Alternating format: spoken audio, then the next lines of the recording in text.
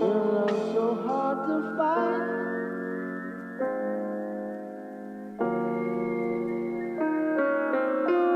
Just when you think you found it,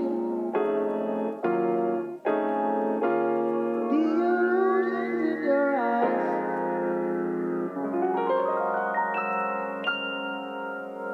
That's why I love the moon. Every night it's there for you. It's constant. Unlike these human beings who lie about what it seems to be. You think the earth is where you stand. You're in the palm of someone's hand. And that's why I love the moon. 'Cause it's always there for me. Every night about my window. And that's why I love the moon. 'Cause it's always there for me. Every single night I look outside. It's right there for me in my mind. And that's why I love the moon, yeah. Because people can consume my love in the wrong way. So I send it up at night, at night, at night. Real love so hard to find. Just when you think you found it, the illusions in your eyes, it blinds. So be careful where you look for love. Just be careful where you look for love. Real love so hard to find. Just when you think you found it, the illusions in your eyes, it blinds.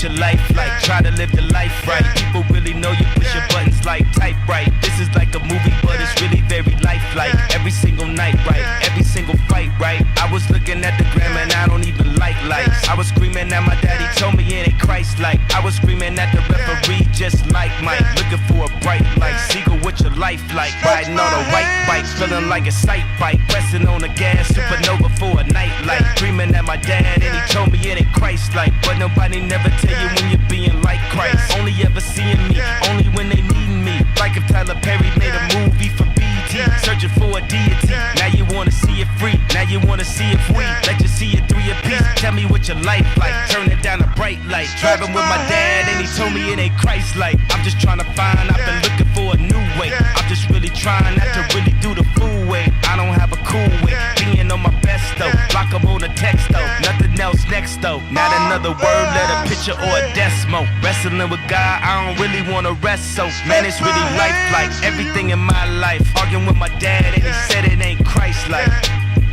Man.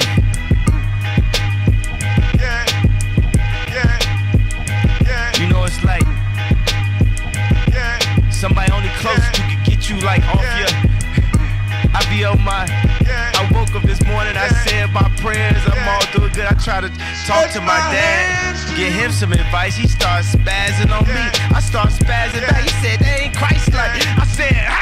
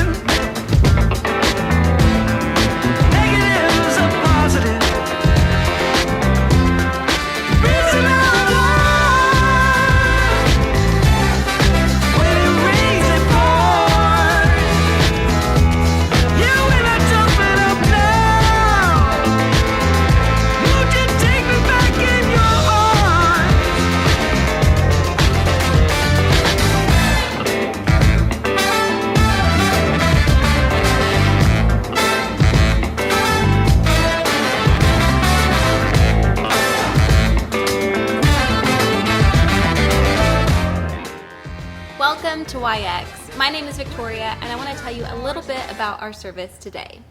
Service will be about 45 minutes long, and in that time, we'll sing some worship songs, we'll hear a message from a speaker, and we'll answer some questions along together. We have a live chat happening right now. If you're streaming with us, we'd love for you to go ahead and chat, and if you're watching with your group, go ahead and chat along with your group. We want to say a big welcome to all of you who are joining us for the very first time, and we'd love to get to know a little bit more about you. So please go to yxyouth.com/connection and tell us a little bit more about yourself, and we'll help you get connected. The group experience is the best experience here at YX, and we would love for you to join a group if you aren't already in one. So please go to yxyouth.com/groups and pick a group that works best for you. Well, that's all I have for you right now, and I hope that you enjoy the youth experience.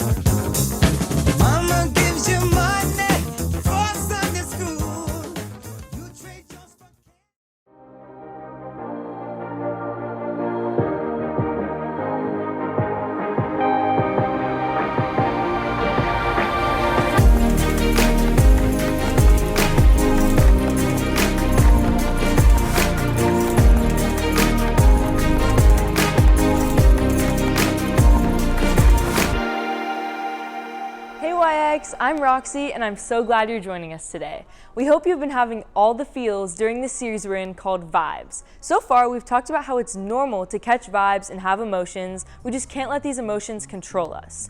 Anyone remember what we talked about last week? If you remember, go ahead and shout it out or drop it in the chat. I'll give you a hint.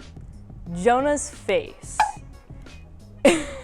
If you guessed anger, you were correct. Matt helped us to understand that having humility can help to keep our anger constructive. This week, we're talking about something that we've all probably experienced quite a few times already in 2020. Check out this video and see if you can guess what it is. Can you give me a drink, please? What do you want? That Coke. But you know. I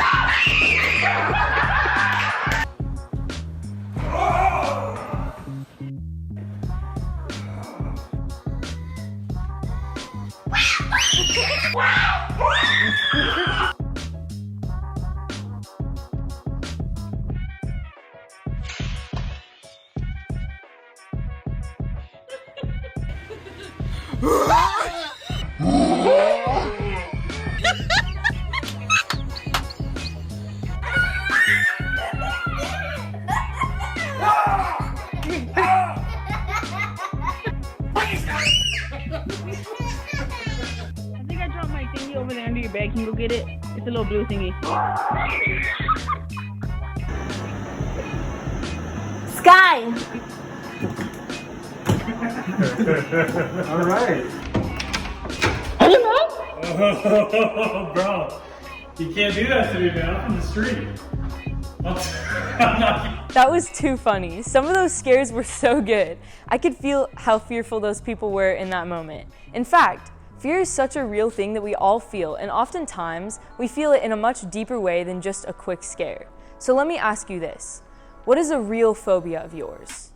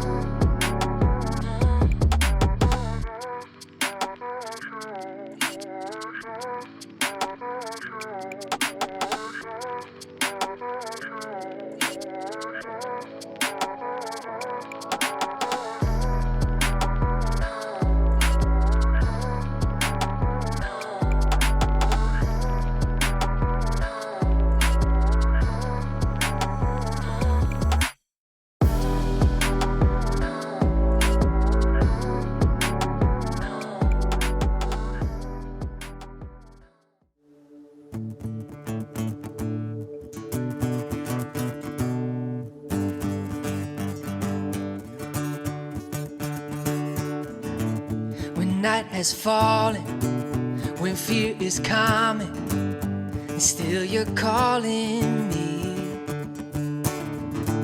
When faith is lost and my hope exhausted, you will be my strength. When my mind says I'm not good enough, God, you're enough for me.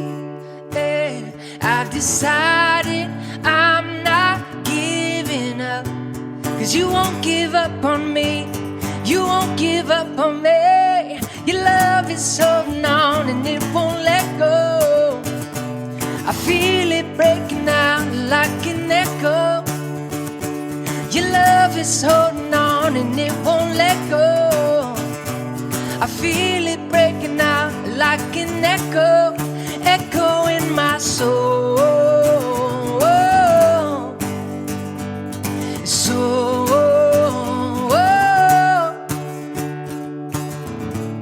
In every season, you keep repeating your promises to me. Now there's no stopping.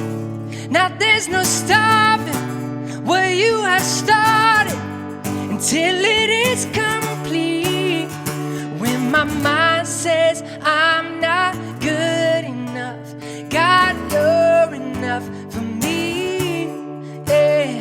I decided I'm not giving up. 'Cause you won't give up on me, you won't give up on me. Your love is holding on and it won't let go. I feel it breaking out like an echo. Your love is holding on and it won't let go. I feel it breaking out like an echo, echo in my soul.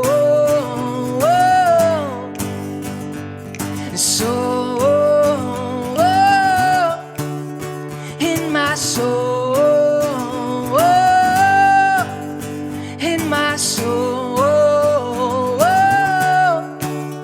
And when my mind says I'm not good enough, God, you're enough for me. Yeah, I decided I'm not giving up. You won't give up on me, you won't give up on me. Your love is holding on and it won't let go. I feel it breaking out just like an echo. Yeah. Your love is holding on and it won't let go.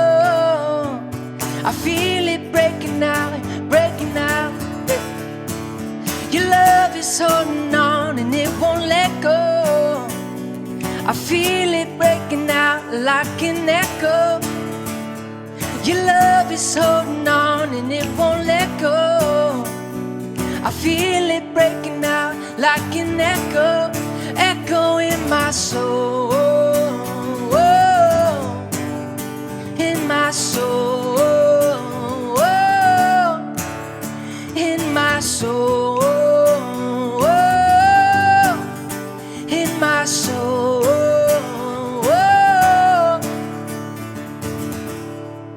Amen.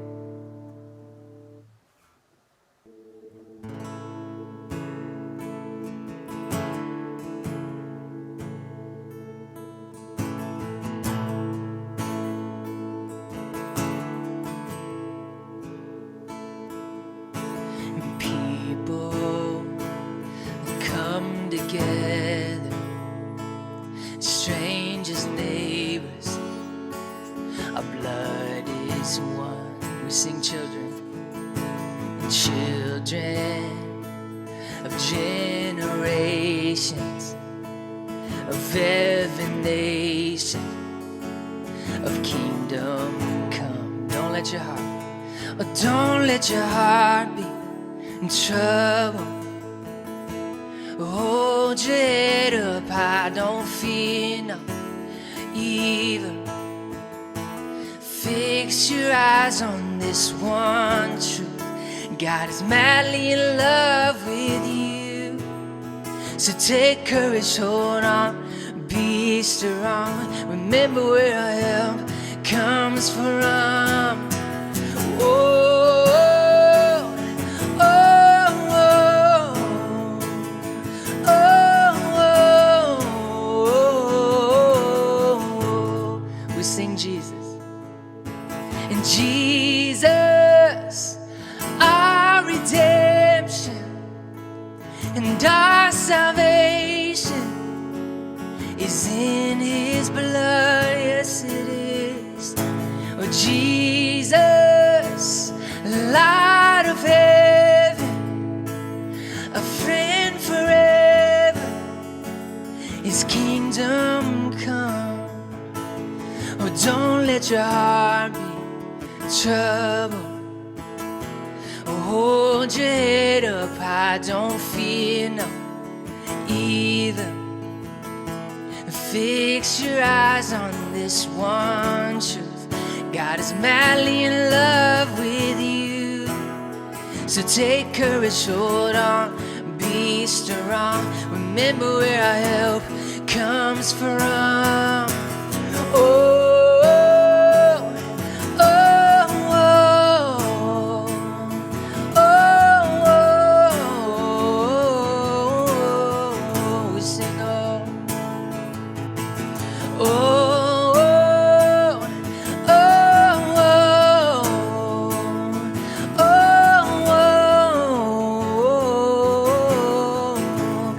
swing wide,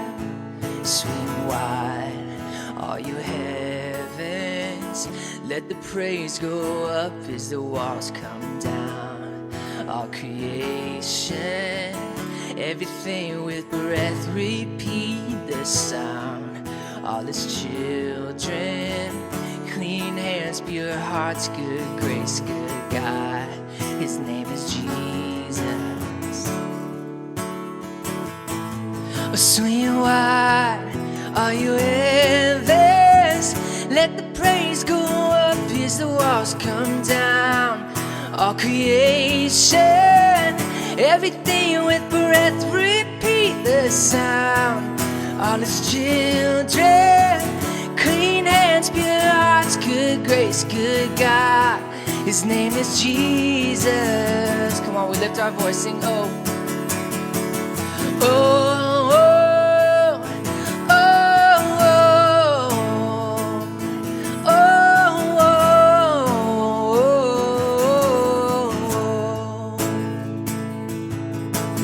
no.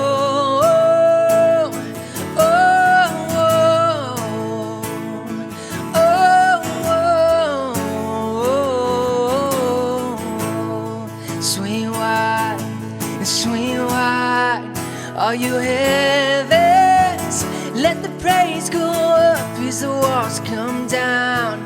All creation, everything with breath, repeat the sound. All his children, clean hands, pure hearts, good grace, good God. His name is Jesus.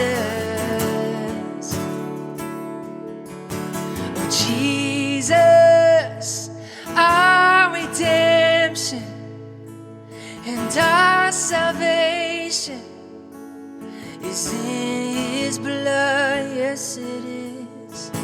Oh Jesus, light of heaven, a friend forever, his kingdom come. Amen. Father, I'm just so grateful for that message. I'm grateful for a time where, honestly, it's kind of hard to know where to turn. It's kind of hard to know where to get our information, where to get whatever it is we're searching for, God. What an amazing thing to know we have a place where we can turn and find endless grace and find abundant love, endless love.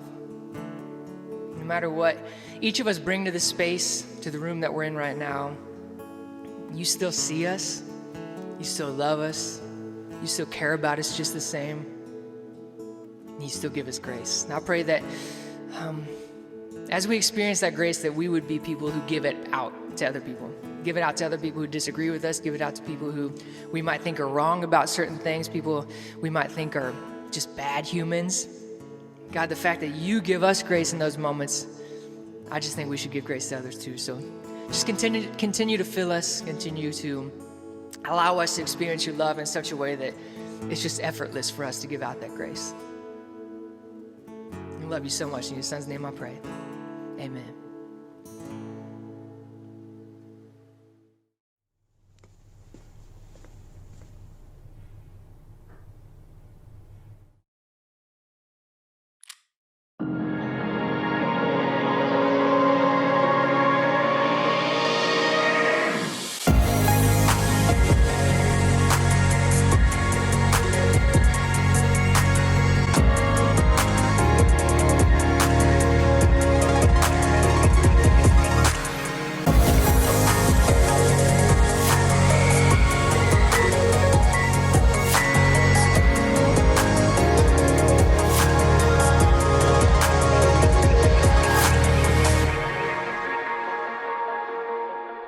Hey everyone, welcome back for week 3 of our series Vibes. I'm here with our live studio right here. Yeah, we're having a great time. And we'd love for you to join us for a recording of worship and a message. You can find out more. You can reserve your spot at yxyouth.com/recording. So far in the series, we've been talking about feeling our emotions, but not being controlled by them. See, emotions are a great experience in life. The ability to laugh, the ability to cry, to feel, to empathize with a friend. These emotions are great. They're great experiences to have, but they're not great leaders of our lives. And so last week we talked about anger. Today we're talking about fear. I want you to check out this video of a Dunkin' Donuts employee who has a bad case of arachnophobia, the fear of spiders. And his manager is making him demonstrate how to make the Dunkin' Donuts spider donut. Check this out. Is making me make the spider donut, even though I have severe arachnophobia. But I'm gonna show you how to finish off anyway. So you got the vanilla frosting, you got the chocolate legs, and then pretty much all you need to do is just add this little. Did you see him hit it? So I think about this manager. Maybe the manager didn't realize how bad the arachnophobia actually was. Maybe, he or she played it off of like, no, it's fine, go make the donuts. Maybe the manager's just a fan of exposure therapy, like this is gonna be good for him. But for that split second, that donut was no longer a donut. In fact, I had a friend in high school who had such bad arachnophobia that he couldn't even say the word spider. So he called them spees. He couldn't even say, and so he was just like, no, don't bring that spee around me. So let me ask you this, what is your spee, so to speak? What is the thing you find yourself fearing all the time or overthinking about or keeping you up at night? Think about that. What was the last time you were worried? Like really, really worried? How much of your day, when that fear comes in, is spent thinking about something, stressing over it? Maybe it was a midterm. Maybe it was that college essay and that college application. Maybe it's going back to school, whether or not you'll ever go back to school in this pandemic. Maybe it's, does he like me back? Does she like me back? For me, actually today when we were getting ready to record this, I got a call from my wife right before we started recording that my toddler had walked in front of her while she was sitting outside rocking in the rocking chair, and she had caught her toe under the rocking chair, was in tears, it had swollen up. And so fear hit me immediately because we don't know, as a toddler, she can't tell us exactly what's going on. We don't know if it's broken or just bruised. And so fear hit me in a real way for my kid. What is it for you? Maybe it's, a fear of rejection, a fear of what other people think about you, just a daily fear of what if I'm not good enough? These are all fears that come for us. And the truth is all of us experience fear in some form or another. That fear might keep you from trying new things, where you go, yeah, I want to go out and be social, or I want to, meet new people and make friendships, but I'm scared of rejection. I'm scared of what people are going to think of me, so it keeps me from even going and trying. Maybe it's that fear that's hurt your friendships before because you're worried, you're fearful, and so you can't even relax and enjoy yourself. Maybe it's just the fear that keeps playing in your head, and it's creating almost like an alternate script of what's really going on. And so your fear starts convincing you of things about your life that probably aren't true. See, if you're anything like me, on those days where fear is just controlling, it's not just an emotion anymore, it's just a controlling thing in my life, those days that I'm really afraid, fear takes up a lot of my headspace. I'm thinking about it. I'm working through the scenarios. I'm planning out what to do or what to say because I'm trying so hard to figure out a plan or a counteraction to my fear. And that's what happens when this fear vibe takes over. Our world just gets really, really small. It's almost like our whole world becomes that fear. So I want to ask you, what about you? What's something you find yourself overthinking or being afraid of lately? We're going to hear some answers from people here in the room, and then we want to hear from you. Honestly, I just overthink like pretty much everything, even things that aren't serious or aren't like really affecting me a lot. I just overthink like the smallest things in conversations. I even overthought this before I started saying it. Just everything on a day-to-day basis. Something that I overthink all the time is the future, and I'm such a planner, so I think about like this scenario, and then if that doesn't happen, what about this scenario? And then I overthink it, and I'm exhausted, and I want to think about nothing after that. For me, it's like fear of failure and like the anxiety that comes from that, and the fear of being rejected if it's not perfect. So I need to be like the best at everything, else I won't be accepted.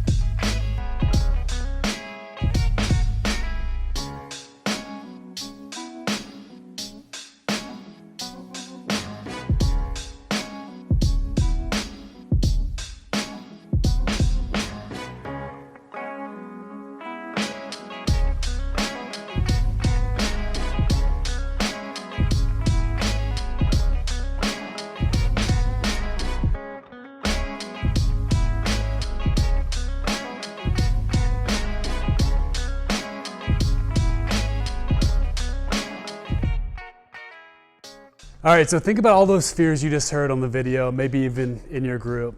Here's the truth about most of those fears. Most fears are threats to our security. Think about that. Fear is really just this obsession that we have over anything that presents a possible threat to your security or my security. So we're afraid of spiders because of their poisonous bite. It's a threat to the security of our health. We get fearful over college and essays and applications because it's the threat of my future. What if I get left behind while others get into schools and get their degrees and get careers, and I'm still falling behind because I didn't get it right in this season of my life? We get fearful in a relationship because now my security of being loved and wanted is coming from this other person. So what happens if we break up? See, most fears, if you trace them down to the actual root of what they are, they're really threats to our security. So if we don't want to be controlled by our fears, the place to really start dealing with them is in our sense of security. So my daughter loves this Pixar short on Disney Plus that just so happens to be the same name as her. The Pixar short is called Piper, and it's about this sandpiper who's learning to go into the ocean to get her own food. But the problem is, on her first outing, she gets thrashed by a wave, and it leaves her very afraid of going back towards the shore. But then with some help from a family of hermit crabs, Piper learns to overcome her fear and go into the ocean and hunt and find food for herself. Now, hermit crabs, they actually get their security from living inside a shell. And they like those shells very, very snug because they want to be the only thing that can get in that shell. And so as a hermit crab grows, it actually gets too big for its shell. It has to get out of it, and the hermit crab will go and find a bigger shell. So when is the hermit crab actually the most vulnerable? When he's changing shells. When it comes to our fears, we need to find a bigger shell, but it's going to require some vulnerability. I want to take you to a Bible story of what I believe to be the scariest day up to that point of the apostles' lives. Now, the apostles are the 12 close followers of Jesus, and they really have kind of a great gig going for them because they travel with the rabbi and the miracle worker. Everybody wants to get close to Jesus. They're like the entourage, they just get to kind of be behind the scenes, hang out with Jesus, go where he goes. So Jesus does the miracles, he does the teaching, and they're just part of the crew. But on this day, when we come across them in Matthew chapter 10, Jesus is actually saying, no more behind the scenes work for you. I'm sending you out on your own. They're about to step out from being the entourage to being the teachers and the miracle workers themselves. So listen to the instructions that he gives them in Matthew 10, starting in verse 5. He said, Jesus sent out the 12 apostles with these instructions. Don't go to the Gentiles or the Samaritans, but only to the people of Israel, God's lost sheep. Go and announce to them that the kingdom of heaven is near. Heal the sick, raise the dead, cure those with leprosy, and cast out demons. Give as freely as you've received. Don't take any money in your money belts. No gold, silver, or even copper coins. Don't carry a traveler's bag with a change of clothes and sandals or even a walking stick. Jesus is taking a lot of options off the table. He's very specific on what they're allowed to do as they go. And so he's not going easy on them. He's saying you can't go to like a new and fresh crowd with the Gentiles who might actually be excited because they're hearing about me for the first time. You got to go to the ones. You got to go to your brothers and sisters here in Israel and Galilee, and you got to go to them who seem like they've heard it before and they just don't care. You got to announce to those people. You got to go to those guys. And you got to announce that God's kingdom is here. God's rule is happening right now. You have to heal people. You need to bring people back from the dead. You need to cure lepers. You need to cast out demons. Oh, and by the way, you can't bring money. You can't bring a walking stick. You can't bring a change of clothes. I'd be out right then and there. One time at camp, I ran out of clothes as a high schooler, and it was the worst camp experience. And so now I overpack and I get made fun of. I will get made fun of for overpacking. I will not run out of clothes at camp ever again. But there's only one emotion that would have to be kicking in for these 12 guys as they're being pushed, much like the sandpiper, out of the nest. I think the only emotion that they probably were overwhelmed with was fear. So Jesus is fully God, fully man. He probably knows, just even from the fully man side, he can probably read the room and tell that there's fear all over these apostles, that these 12 are really feeling the tall order. And so he begins to address these fears, and you would think it'd be one of those like, don't worry, you got this, like the rah-rah, coach at halftime speech. Hey, it's not gonna be that tough. Nothing's gonna go wrong. But Jesus actually gives what might be the world's most sobering pep talk in verse 16. He says, look, I'm sending you out as sheep among wolves. Sheep get eaten by wolves. He says, so be as shrewd as snakes and harmless as doves. He goes, but beware, check this out, you will be handed over to the courts. Not if you get handed over, but you will be handed over to the courts and you will be flogged with whips in the synagogues. He goes on, he says, you will stand trial before governors and kings because you are my followers. And then he says, when you are arrested, not if you are arrested, don't worry about how to respond or what to say. God will give you the right words at the right time. He basically sees their fears and then confirms their fears. He's telling them it's not a matter of if your security gets threatened, it's a matter of when. Can you feel that? Like that anxiety and fear setting in for these 12 guys? I feel for them at this moment. When I get to this point of the story, I catch myself hollering at the page like it's a horror movie, like, Jesus, tell them it's going to be okay, that everything is going to work itself out. But he doesn't do that. He offers only one thing to these guys as they step out in fear in verse 28. He says, don't be afraid of those who want to kill your body. They cannot touch your soul. And he says, fear only God who can destroy both soul and body in hell. Think about that. He's saying, what can people actually do to you? How can they actually affect your life in the slightest? He goes, the only one you should really fear is God, because he has the actual power. But he goes on to say this. He sets up God's power, but look at what he says about God's nature, his character. He says, what is the price of 2 sparrows? 1 copper coin? But not a single sparrow can fall to the ground without your Father knowing it. And the very hairs on your head are all numbered. He says, so don't be afraid. You're more valuable to God than a whole flock of sparrows. See, this idea of fearing God that we see in Scripture, it can trip people up, especially young Christians. So usually pastors like me are quick to say, hey, don't worry, it's not about being afraid of God. It's a reverence, it's a respect of who he is. And that's all true because we know his nature. He's revealed that he's for us, that he loves us, that Jesus says that even here that he meets our needs, so we shouldn't be afraid. So what is Jesus saying when he says rather you should fear God? He's saying when you fear the things of this world, your shell's too small and it won't actually protect you. Here's what I want you to see. Here's my point in all of this. Fear is usually about a security threat, but the fear of God is about a security exchange. He's reasoning with them. He's saying, what can these situations and fearing the people around you actually do to you? God's the one who actually holds all the power. He has the right to judge and judge accurately all people in their hearts. And the sheer power of who he is should cause a healthy fear for you and me. We should have a respect and a reverence for God.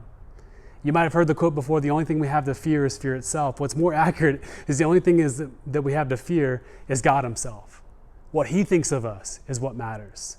His acceptance or rejection is what matters. But even though we have a healthy fear of him, we aren't afraid of him because we know his character. We know who he is. He loves us. He sent his son to die for us so that we could be restored into a relationship with him. And he accepts all who put their faith in Jesus. So he knows every need that I have. He has the ability and the power because he's God, because he's sovereign, because he accurately judges this world, because he still shows grace. He has the ability not only to see my need, but to meet my need. He's got the willingness to meet every single need that I have. So God has this actual power over my life and over your life. And God also has the actual provision for your life. So the fear of God is not to just fear something else. The fear of God is a security exchange. I'm not afraid of whatever that threat was anymore because I'm swapping shells. If you're overcome by fear in your life, it's time for a security exchange. Your shell's too small. And if your security remains your job, you'll have to always keep sweating out all the threats by fearing every single one of them. But if you swap shells, so to speak, if your security is in God and what he thinks of you and how he tells you how to live, then your fear has no threat to latch on to. You're out of that shell. Your security is not yours anymore.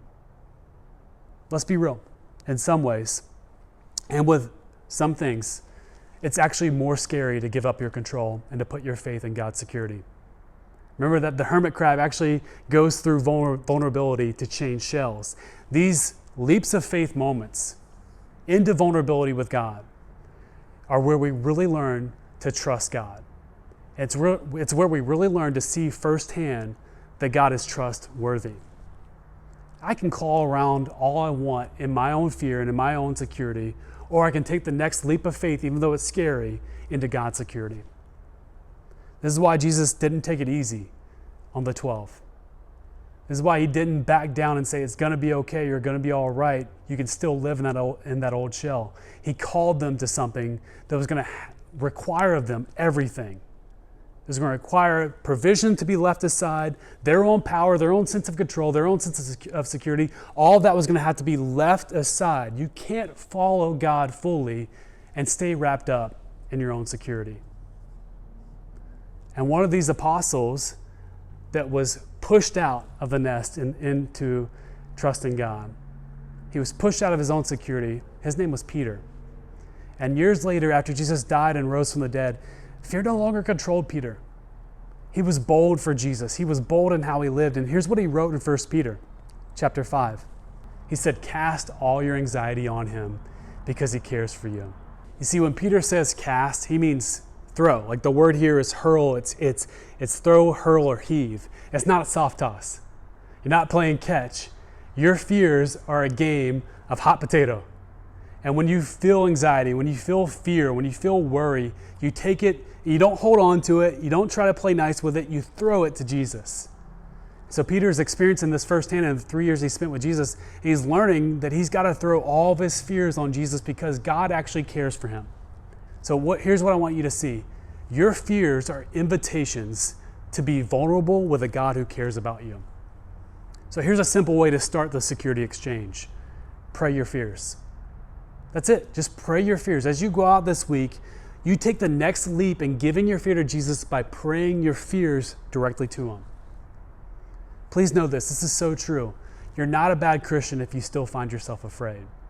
We do that sometimes in church, and we take one part of a verse and we say, fear not, but we don't even unpack what it means when we say, for I am with you. The truth is, if you find yourself afraid, if you find yourself overthinking, if you find yourself worried, if you find yourself in fear, that doesn't make you a bad Christian. What it means is you got a lot to pray about. In fact, when you find yourself afraid again, you start by praying your fears. And see, think about this as a follower of Jesus. Fear can actually be a healthy emotion for Christians to experience if we learn to practice the habit of praying our fears. Now when that emotion kicks in, we've just gotten into the habit of as soon as I feel fear, I pray. And so now it's a healthy emotion that's not controlling me, and it's making me pray for the things I need to pray about. So when I get scared about a situation, when I get nervous about it, when I find myself overthinking it, man, what would happen if I just let that natural fear become a supernatural passion to swap shells? What if I let that thing that I'm afraid of be the thing that says, you know what? I got to throw this thing. I got to cast it off of me. I can't live with it. This is bigger than me. I need God's shell. I need his security. That's my challenge for you. Don't feel bad because you have fear. Pray your fears because your God loves you. He's all powerful and he's got the provision for you. Whatever you need is exactly what he has. And so let's swap shells. Let's let the fear of God become a security exchange. Let's pray. God, thank you so much. God, that it's not a half-hearted promise from you. God, you could have just easily just padded the answer and said, you know what, don't worry, it's not going to be that bad. You can still just live your life. You can just go to school and just try to be a nice person. No, God, you were not shy about what it would require of us. That we'd have to face our fears and we'd have to learn to cast all of our cares, all of our anxieties, all of our fears on you. So God, I ask that you would help us take the next leap of faith. God, as we come across threats to our security, help us, God, to choose a new security in you. To learn through these leaps of faith to trust you because you're so trustworthy. So help us pray our fears and watch you show up and show off and show that you really are trustworthy. In Jesus' name, amen. All right, so we're going to kick this to a discussion now, and here's my question as we get started. When it comes to your security, what is your next leap of faith? So for my example that I gave earlier, when I got that call that my daughter might have a broken toe, my leap of faith was taking the security out of what I can do as her earthly dad and putting my trust back in her heavenly dad who loves her more than I'm capable of loving her. And so I had to pray my fears in a really big way of going, God, I'm so scared right now. I don't want that toe to be broken. And so my leap of faith was taking security out of my daughter's physical health and taking the leap of faith into God's got her. So what is it for you? We're going to hear from some people in the room, and then we want to hear from you. I often overthink and I worry about school and college and my grades and like what's going to happen in the future and then my job. And so I just have to sometimes work on just stopping and praying for a minute about all those fears and just giving them to God so I can finally have rest. For me, I think it's stop putting my security in my own success and take the leap of faith to trust that regardless of what I do, God has a plan for me and that it's better than what I can do on my own. I think my next leap of faith could be to just direct all of my thoughts when I start overthinking into prayers, and instead of getting caught up in my own mind, my own thoughts that overwhelm me, just sending them right up to God and giving it to Him so it doesn't overwhelm me.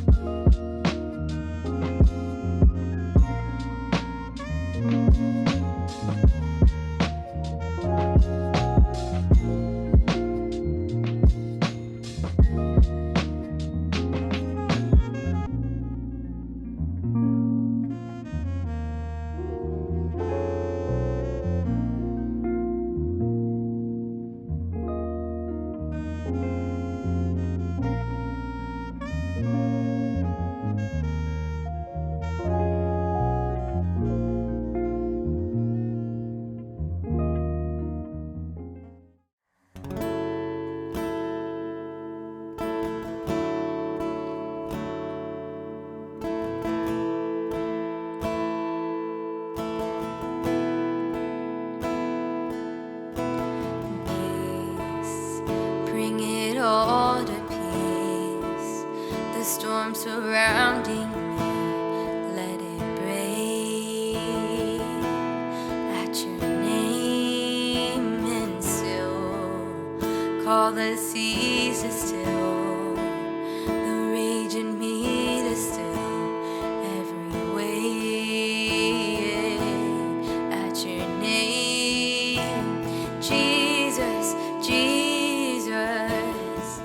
You make the darkness tremble, Jesus, Jesus. You silence fear, Jesus, Jesus.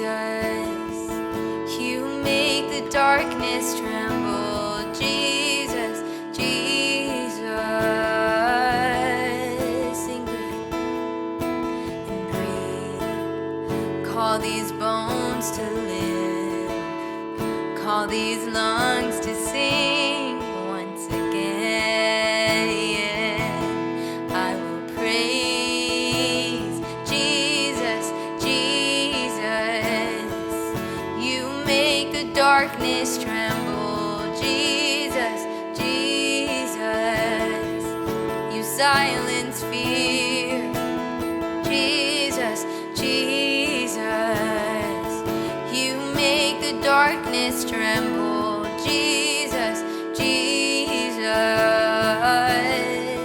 Sing your name. And your name is a light that the shadows can't deny. And your name cannot be overcome. And your name is alive, forever lifted high. Your name cannot be overcome.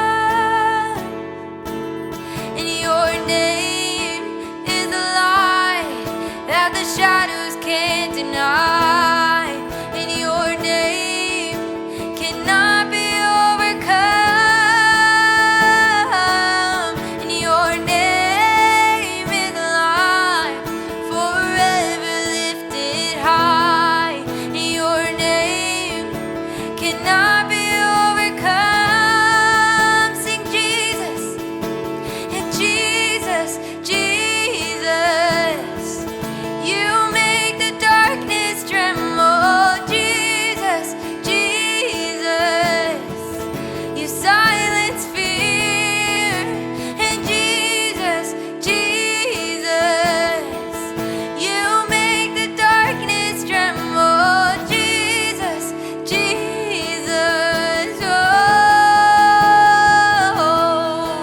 Oh, Jesus, Jesus. You make the darkness tremble. Jesus, Jesus. You silence fear. Jesus, Jesus. You make the darkness tremble. Jesus, Jesus. 'Cause you are good, you're good. Whoa. You are good, you're good. Whoa. You're always good, you're good. Whoa. Yeah, you are good, you're good, good Father. Whoa.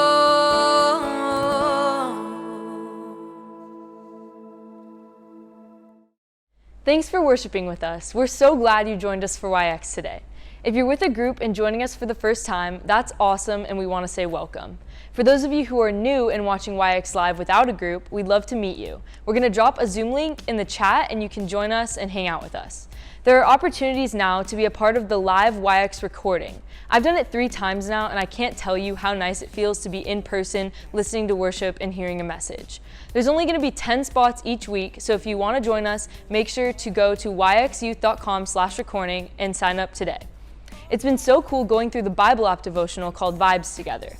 We have one more week, so if you haven't joined yet, go ahead and friend us at YX Youth on the Bible app and you'll be able to join. Well, thanks again for hanging out with us. We hope you enjoy your groups and we can't wait to see you next week for the final week of Vibes. See you later. Lord, I know it's you, and every mountain that you move. Oh, I love the way that you do the things you do. No one can deny what I've seen with my own eyes. So I thank you for every miracle. You keep coming through time after time. Yes, you do. Showing off the wonders you designed. Blows my mind, y'all. I don't have to see to believe in it. I know that it's true, 'cause I'm feeling it. I don't need no one to agree with it. There's just too much